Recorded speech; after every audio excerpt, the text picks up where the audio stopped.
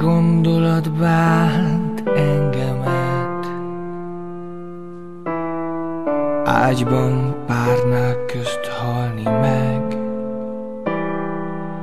lassan hervadni el, mint a virág, melyen titkos féreg a rág.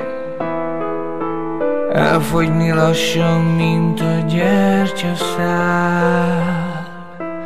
mely elhagyott üres szobában áll. Ne íj halált adj, Istenem, ne íj halált adj én nekem. Legyek fa, melyen villám fut keresztül, vagy melyet szélvész csavar ki tövestül. Legyek kősz írt, mint a hegyről a völgyben, eget földet rázó mennydörgés tönt le. Ha majd minden rabszolganép jármát megunva síkra lép, piros ló arccal és piros zászlókkal, s a zászlókon eme szent jelszóval: világszabadság. S ezt elharsogják kelettől nyugatig, s a zsarnokság velük megütközik.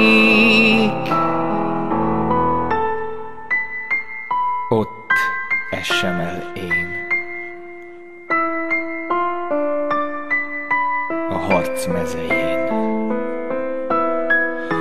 Ott folyjon az ifjúi vér ki szívemből, s hajkam örömteli végszava zendül. Hadd nyelj el azt az acéli zörej, a trombita hangja, az ágyú dörej, s holttestemen át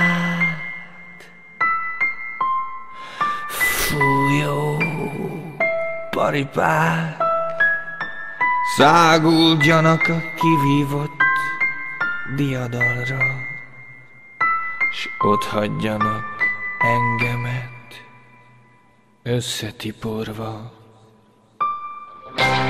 Ott szedjék össze elszórt csontomat, ha jön majd a nagy temetési nap, hol ünnepélyes lassú gyász zenével, és fátyolos zászlók kíséretével.